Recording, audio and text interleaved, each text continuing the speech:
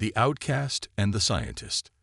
The crystal spires of Nexera gleamed like frozen lightning against the amber sky, their surfaces catching and refracting the light of three suns into brilliant rainbows that danced across the floating garden platforms. From her perch on the jagged cliff face overlooking the forbidden wastelands, Zalara could see her former home in all its magnificent glory. The sight no longer brought her pain, only a hollow acceptance that had settled in her chest like cold stone over the past 3 years. At 9 feet tall, with shoulders that could have carried the weight of mountains and arms marked with the ritual scars of the warrior caste, Zalara had once been the pride of her family lineage. Her deep violet skin bore the intricate silver markings that proclaimed her noble birth, and her forearms moved with the fluid grace that came from years of combat training. The crystalline implants along her spine hummed softly, storing the solar energy that powered her enhanced reflexes and strength. She had been everything a Nexarian warrior should be, except for one fatal flaw. She was too tall to bear children.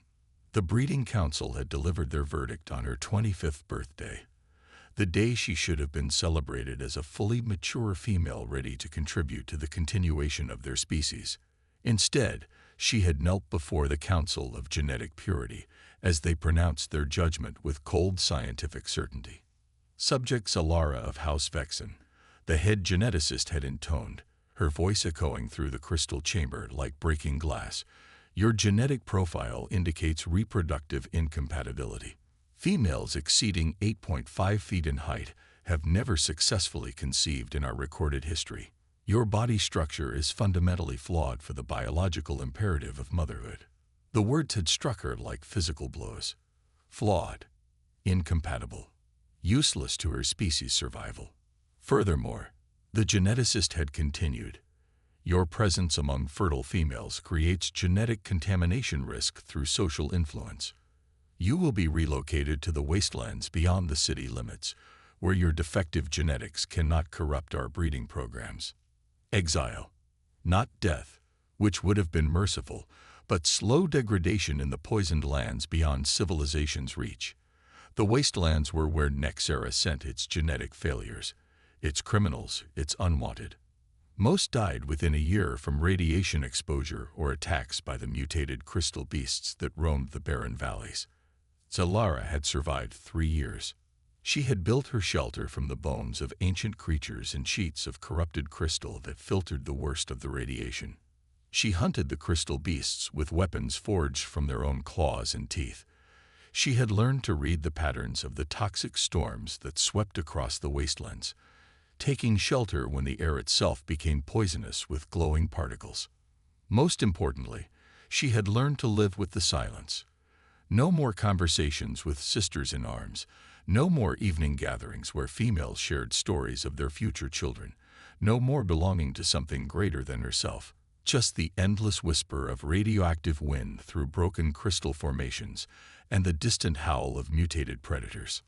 On this particular day, as the 3 suns reached their zenith and cast harsh shadows across the wasteland, Zalara noticed something unusual in the sky.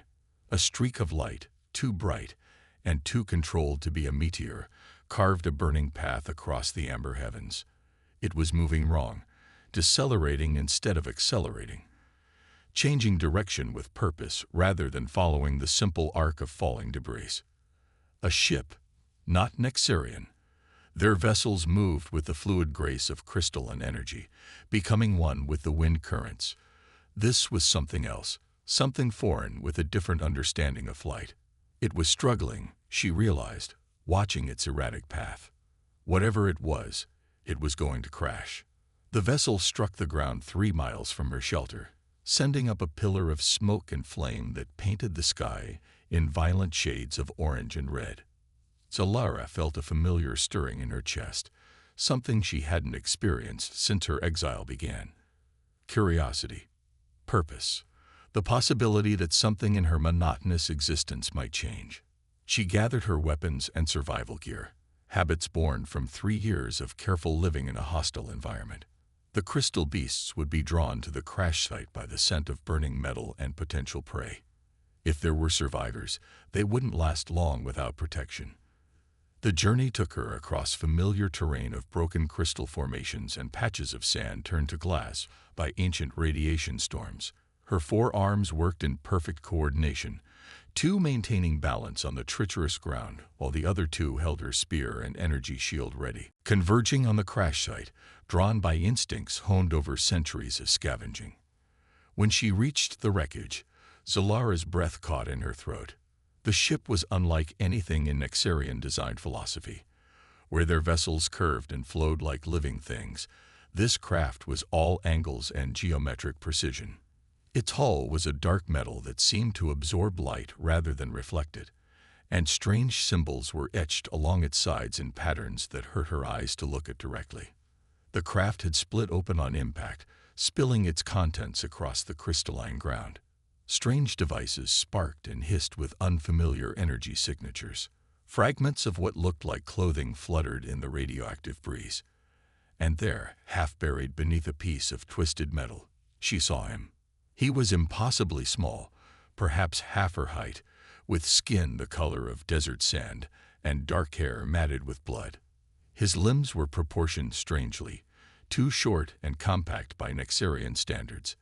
Yet there was something about him that suggested strength rather than weakness. His clothing was fitted with devices she didn't recognize, and his breathing was steady despite the obvious injuries. Alive. The first living being she had encountered in 3 years that wasn't trying to kill her. Zalara approached cautiously, her warrior instincts warring with curiosity. He could be diseased, dangerous, or simply too fragile to survive contact with someone of her size and strength. But as she knelt beside him, checking for obvious injuries with gentle movements of her primary hands, while keeping her secondary hands ready for defense, she felt something she had thought lost forever. The need to protect someone. The alien's eyes fluttered open, revealing irises the color of Earth's sky, a shade she had only heard described in ancient texts about distant worlds. He tried to speak, his voice barely a whisper, but the words were in no language she recognized. Still, the tone was clear: confusion, pain, and beneath it all, a determination that reminded her of her own refusal to simply die in exile. "Easy," she said softly, her voice rusty from years of disuse. "You're hurt, but you're alive. That's something." He stared up at her with those impossible blue eyes, taking in her height, her 4 arms, the ritual scars that marked her as warrior-born. She expected fear, revulsion, or the blank incomprehension that most species showed when confronted with Nexarian physiology. Instead, she saw fascination and something that might have been relief. The alien struggled to sit up, wincing as movement revealed the extent of his injuries. Zalara steadied him with one hand while scanning the surrounding area with her enhanced senses. The crystal beasts were getting closer, drawn by the scent of blood and unfamiliar energy signatures from the crashed ship. "We need to move," she said, though she doubted he understood her words. "This place isn't safe." As if to emphasize her point, a howl echoed across the wasteland, the distinctive sound of a pack of crystal wolves catching a scent trail. The alien's eyes widened, and he tried to stand, only to collapse back against her supporting arm. Without hesitation, Zalara lifted him carefully, cradling his small form against her armored chest.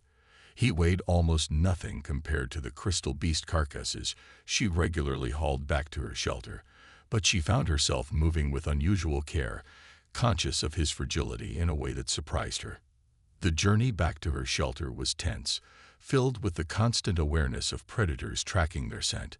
Twice she had to take detours around crystal wolf packs, and once she was forced to hide in a cave while a massive crystal serpent passed overhead, its body casting prismatic shadows across the ground. Throughout it all, the alien remained conscious, his blue eyes constantly moving, observing, analyzing. Despite his obvious pain and the alien nature of his surroundings, he showed no panic. Instead, he seemed to be cataloging everything he saw with scientific precision. When they finally reached her shelter, Zalara laid him carefully on the sleeping furs she had arranged near the thermal vent that kept her small cave warm. She activated the radiation dampeners she had salvaged from various wreckage over the years, creating a clean zone where his smaller body might have a chance to heal. "Thank you," he said, the words clear despite his obvious exhaustion. Zalera froze. He had spoken in perfect Nexarian, his accent strange but understandable. "You know our language." "Universal translators," he replied, tapping a small device attached to his ear. "Standard equipment on exploration vessels. I'm Dr. Marcus Chen, xenobiologist with the Turan Research Initiative." "Turan," she repeated, testing the unfamiliar word. "Human." "Yes. And you are." She hesitated, unused to introducing herself after years of solitude. "Zalara, former warrior of House Vexen. Now," she gestured around the humble shelter, "keeper of ruins and hunter of crystal beasts." Marcus studied her face with those penetrating blue eyes, and she found herself wondering what he saw there. A genetic failure, a dangerous alien, or simply another being trying to survive in a hostile universe. "Former warrior," he repeated. "What happened?" The question hung in the air between them like a bridge waiting to be crossed. Zalara felt the familiar tightness in her chest that came with memories of her exile, but there was something about this small, injured human that made her want to answer honestly. "I was judged genetically defective," she said finally. "Too tall to bear children, too flawed to remain among my people. They sent me here to die slowly rather than contaminate their breeding programs." Marcus's expression shifted, and she recognized the look. Scientists made that face when confronted with data that didn't match their expectations. Genetically defective. Based on what criteria? Height correlation with reproductive failure. No Nexarian female over 8.5 feet has ever successfully conceived. It's scientific fact, proven over centuries of breeding records. "Scientific fact," Marcus repeated, his voice carrying a note she couldn't identify. He struggled to sit up straighter, wincing with the effort. "Zalara, I've spent 15 years studying reproductive biology across 17 different species. Height correlation with fertility is one of the most common misconceptions in xenobiology." She stared at him, her forehands clenching involuntarily. "What are you saying?" "I'm saying that your people's science might be fundamentally flawed, that you might not be defective at all." The words hit her like a physical blow, stirring emotions she had buried deep during her years of exile. Hope was a dangerous thing in the wastelands, a luxury that could get you killed if it made you careless. But looking into Marcus's earnest blue eyes, seeing the certainty in his expression, she felt something crack in the walls she had built around her heart. "Why should I believe you?" she whispered. "Because," Marcus said, his voice growing stronger despite his injuries, "proving theories wrong is what humans do best. And if I'm right about this, then your people have committed a terrible injustice. Not just to you, but to every female they've exiled based on flawed assumptions." As the first of Nexara's 3 moons rose over the wasteland, casting silver light through the crystal formations, Zalara found herself facing a possibility she had never dared consider. That her exile might have been based on ignorance rather than scientific truth. That she might not be the genetic failure she had been told she was. That there might still be hope for the future she had thought lost forever. The small human had crashed into her world like a meteorite, carrying with him the potential to shatter everything she thought she knew about herself. And despite the danger, despite the years of careful emotional isolation, Zalara found herself wanting to discover what other impossible things might be possible when human determination met Nexarian strength. The first step on that journey would be healing Marcus enough to let him prove his theories. The second would be facing the possibility that everything she had accepted about her life was wrong. But as she watched the human's steady breathing and saw the determination in his unconscious features, Zalara allowed herself to feel something she hadn't experienced in 3 years. Anticipation for tomorrow. The miracle of new life. Marcus spent the next week recovering in Zalara's shelter, and during that time, both their worlds changed in ways neither could have anticipated. The human proved to be remarkably resilient, his smaller frame hiding a constitution that impressed even a warrior trained to endure hardship. By the third day, he was insisting on helping with daily tasks despite Solara's protests about his condition. Humans evolved as persistence hunters, he explained one morning as he carefully sorted through salvaged components with surprising skill. We're built to keep going long after other species would collapse.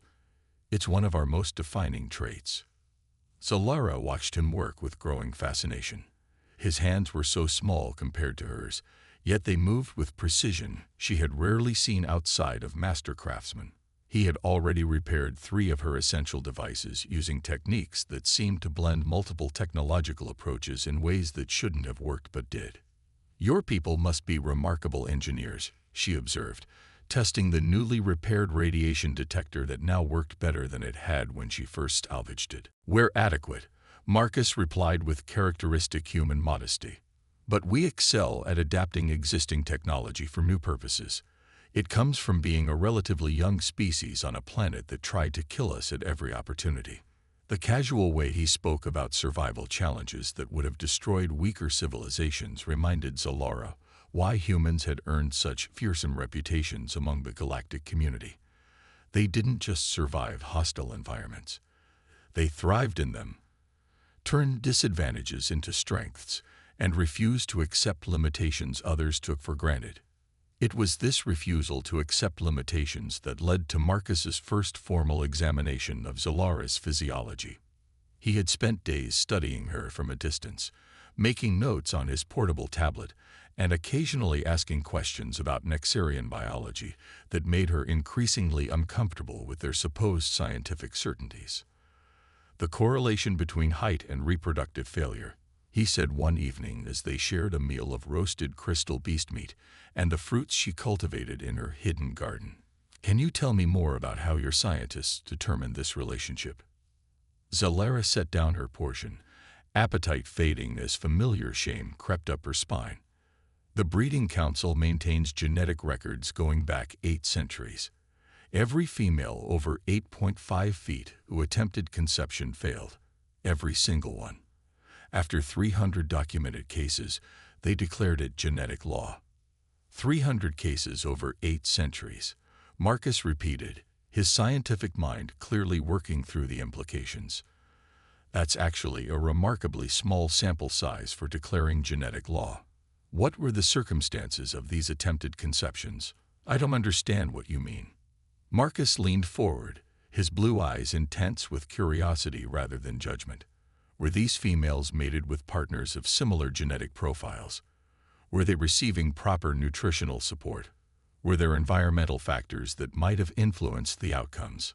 Solara stared at him, realizing for the first time that she had never questioned the circumstances surrounding those historical failures. "The records don't specify. Only that the attempts failed, and the correlation with height was absolute." "Correlation is not causation," Marcus said gently. "It's one of the first principles of scientific analysis. Just because 2 things happen together doesn't mean one causes the other." The conversation continued late into the night, with Marcus asking detailed questions about Nexarian reproductive biology that revealed gaps in their scientific understanding that no one had ever thought to examine. He approached the subject with clinical detachment, but also with a compassion that made Solara feel seen rather than studied. By the end of the week, she had agreed to let him run comprehensive scans using the medical equipment he had salvaged from his crashed ship. The process took place over several days, with Marcus's devices humming and clicking as they mapped every aspect of her internal structure. "Incredible," he breathed on the 3rd day, staring at readouts that made his hands shake with excitement. "Solara, your reproductive system isn't just functional. It's enhanced." She felt her 4 hearts skip synchronized beats. "What do you mean?" Marcus turned the scanner display toward her, pointing out structures she had never seen before. "Look at this. Your reproductive tract is designed for larger offspring, more complex gestation periods. The musculature here and here, it's built for supporting significant developmental loads. And these glandular structures, they would provide hormonal support for pregnancies that smaller females couldn't sustain." Tears began to flow down her violet cheeks, the first she had shed since her exile began. "You're saying I could have children." "I'm saying you're designed to have children that other Nexarian females couldn't carry," Marcus corrected, his voice tight with emotion at the injustice he was uncovering. "Your people's instruments couldn't detect the differences because they were looking for standard patterns. They never considered that height might be an adaptation rather than a defect." The revelation shattered something inside Zalara that had been frozen for 3 years. All the shame, all the acceptance of her supposed inadequacy, all the lonely nights convincing herself that exile was justified crumbled in the face of Marcus's evidence. "Why?" she whispered. "Why would they do this to us? To hundreds of us?" Marcus's expression hardened with a fury that surprised her. Despite his small stature, when anger filled those blue eyes, she could see exactly why humans had such fearsome reputations in galactic conflicts. "Because it's easier to exile inconvenient data than to revise comfortable theories," he said. "Your breeding council built their reputation on genetic purity and perfect predictions. Admitting they were wrong would undermine their authority." Over the following days, as Marcus continued his analysis and Zalara processed the implications of his discoveries, something deeper began to develop between them. What had started as scientific collaboration evolved into genuine companionship, then into something neither had expected. Marcus began to see past Zalara's imposing physical presence to the brilliant, strong woman beneath. Her strategic mind, honed by warrior training, approached problems with elegant efficiency. Her gentleness with injured creatures belied her fearsome appearance. Her quiet dignity in the face of unjust exile revealed character that commanded respect rather than pity. Zalara found herself drawn to Marcus's unwavering curiosity, his refusal to accept injustice, and his genuine care for her well-being that had nothing to do with scientific study. Despite their size difference, despite the gulf between their species, she began to feel something she had thought forever beyond her reach. The possibility of being loved for who she was rather than despite who she was. The moment when their relationship changed came during a crystal storm, when radioactive winds forced them to shelter together in the deepest part of her cave. Pressed close by necessity, sharing warmth while the storm raged outside, they talked through the night about dreams and fears and futures they had each thought impossible. "I never imagined I could feel this way about anyone," Zalara admitted, her voice barely audible above the howling wind. "For 3 years, I convinced myself that emotional connections were another luxury I couldn't afford." Marcus reached up to touch her face with infinite gentleness, his small hand warm against her skin.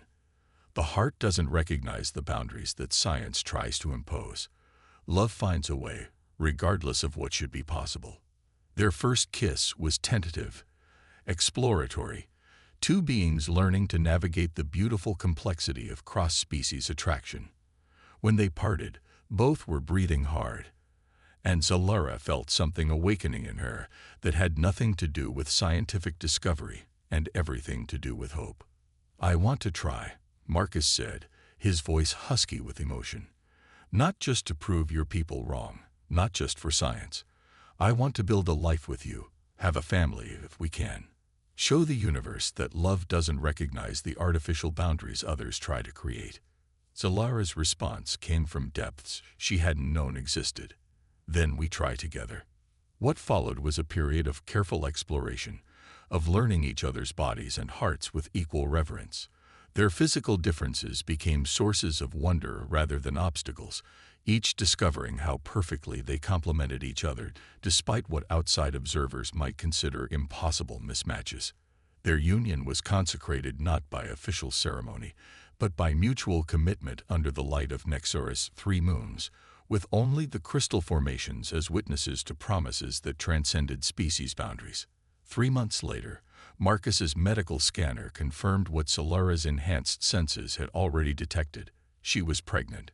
The reading showed not 1 but 2 distinct heartbeats alongside her own, genetic markers indicating successful hybridization that defied every assumption both species held about reproductive compatibility. "Twins," Marcus whispered, staring at the display with tears streaming down his face. "Zalara, we're having twins." She placed all four hands on her still flat stomach, wonder and fierce protectiveness already blooming within her enhanced emotional centers. "Are they healthy? Will they survive?" "They're perfect," Marcus assured her, pulling up detailed developmental scans. "Strong heartbeats, proper neural development, and the genetic combination is actually creating hybrid vigor. You're not just proving the Nexarians wrong. You're showing them evolutionary possibilities they never imagined." As her pregnancy progressed, Zalara transformed in ways that went beyond physical changes. Her body, previously seen as defective, now cradled impossible life with elegant efficiency. The enhanced reproductive system Marcus had identified proved perfectly adapted for hybrid gestation, supporting development that neither parent species could have achieved alone. Marcus documented every change, every milestone, preparing evidence that would revolutionize understanding for both civilizations. But more than that, he marveled daily at the strength and grace with which Zalara carried their children, her warrior discipline channeled into protecting and nurturing the lives growing within her. By the 6th month, they could no longer hide from the broader universe. The energy signatures from their combined technologies had attracted attention from both Nexarian surveillance systems and human deep space monitoring networks. Ships began appearing in Nexara's outer system, diplomatic missions demanding explanations for impossible readings. "Are you ready for this?" Marcus asked as they watched the first shuttles descend through the atmosphere, carrying delegations from both civilizations. Zalara stood tall, her four hands resting protectively on her prominent belly where their children grew strong and healthy. Despite everything she had endured, despite years of exile and shame, she had never felt more certain of her purpose.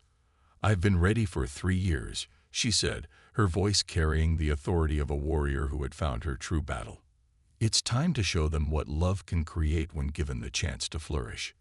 The birth chamber they constructed became a symbol of unprecedented cooperation between species who had maintained polite distance for generations.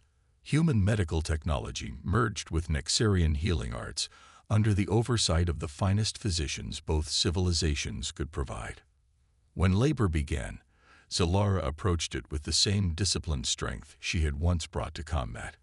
Marcus beside her every moment, offering encouragement and unwavering support. The medical teams worked with careful coordination, monitoring 2 hybrid children whose very existence challenged fundamental assumptions about biological compatibility.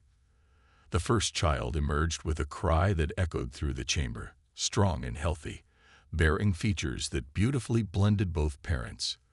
The daughter had Marcus's determined spirit shining in eyes that held Zalara's violet depths, her father's compact strength within a frame that promised her mother's eventual height. "She's perfect," Marcus breathed, tears streaming down his face as he cradled their daughter, while the medical teams prepared for the second birth. The son followed minutes later, equally healthy, his genetic heritage written in features that proclaimed the possibility of unity where others had seen only division. Both children bore the silver markings that identified them as Nexarian nobility, while possessing the adaptive resilience that defined human survival. As Zalara held both children against her chest, feeling their strong heartbeats synchronizing with her own enhanced cardiovascular system, she understood that they had accomplished something far greater than personal happiness. They had proven that love could transcend any boundary, that science based on fear and prejudice was no science at all, and that the future belonged to those brave enough to challenge what others declared impossible.